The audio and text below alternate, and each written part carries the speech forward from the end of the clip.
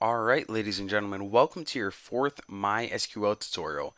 And now that we have some data to play with, let's go ahead and play with it. So open up PHPMyAdmin by, of course, clicking the link. And once you do, your PHPMyAdmin tool should open up. Now, let's go ahead and start with some really simple commands. Now, in order to type in these commands, you always go up to this SQL tab.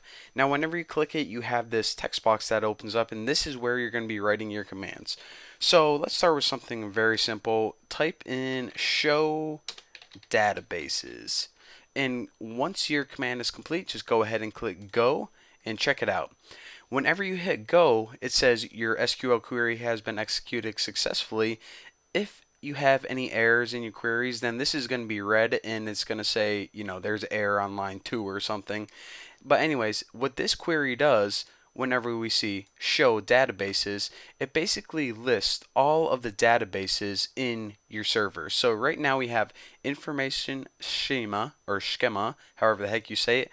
That was already built into MySQL. We didn't make that one.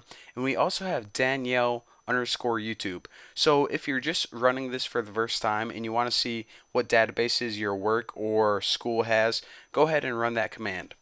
So basically, like I said, that is how you run a simple command. And another thing I want to take note of is that SQL, the language is typed standard in all capital letters. Now, the only thing that's not going to be in capital letters is table names and column names. Those are going to be in lowercase, but all of the language itself, for example, like the keywords, those are going to be typed in all capital letters by standard.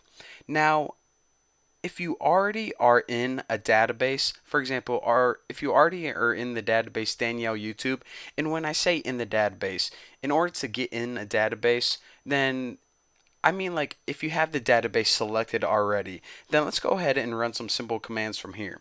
So let's go ahead and select our Danielle_YouTube and hop over to this SQL tab. Now that we have this database selected, let's see what tables we have in this database. So I'm going to go ahead and run the command show tables, and I'm going to go ahead and hit go and see what tables we have in here. Well, right now we only have the customers tables, so that is basically what the command does.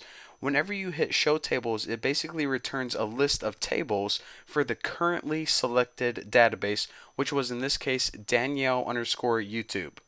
So what if we want to, I don't know, see all the column names for a specific table? Well, of course, go up to this SQL and again, make sure we're going to be working in Danielle_YouTube for the rest of these tutorials. So basically, I want to see all of the column names from the table customers because remember, customers, if we click on it, we can see that it has ID, name, address, city, state, and zip, but we want to do it through SQL because that's what we're learning. So go ahead in your SQL tab, and in order to do that, hit show columns, I always spell columns wrong, from, and remember, like I said, the language SQL is all in caps, but your table names are in lowercase, so customers. So show columns from customers, whenever you run this command, what it's going to do is it's going to return the names of the columns, for example, ID, name, address, city, state, zip, basically those categories, as well as some other information, and we'll cover this other information later on. This is the type of data in, like I said, I'm going to be covering this later on, but one key thing I want to point out is this PRI, that stands for primary key. Now, remember in the first tutorial, I told you guys about primary key was pretty much the one thing in your table that you can't have repeated. So if we look, it says the ID was the primary key, and that's why all of these numbers are unique. But anyways, let's go ahead and learn a few more commands.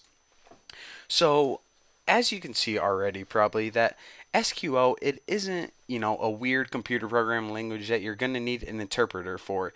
It's made up of these keywords that are pretty much written in plain English, very easy to understand. Now, one of the most common commands that we're going to be working with is the select command, SELECT. Now, what this command does is pretty much select the information or data that you want. So let me go ahead and hop over to this customers table real quick. You see that this customers table has a bunch of information on it. ID numbers, names, addresses, city, states, zip. So let's go ahead and select one of these columns. So of course, SQL, and I'm going to go ahead and select, what can I select? City from customers. Now I'm going to go ahead and run this and then I'm going to talk about it. So go ahead and hit go, and as you can see from our customers table it returns all of the cities. So anytime you ran a query, you can either look at that query right here, or if you want to see it exactly like you typed it, hit show query box and that's going to go ahead and show your query. But for the purposes of this tutorial, or excuse me, for the purposes of this query, I'm just going to go ahead and read right from here. So what the select statement does is it pretty much selects what information do you want, and you type this right after select. So we want to select the city from, and from is a keyword, what table.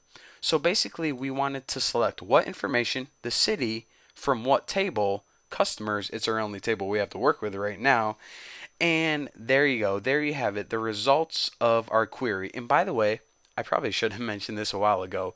Whenever I say query, I just mean a command or instruction that we're telling MySQL to do. So that's what query means. I know I said it for like the last 5 minutes. I didn't explain, but it's pretty much an instruction. What we've been typing in are all queries.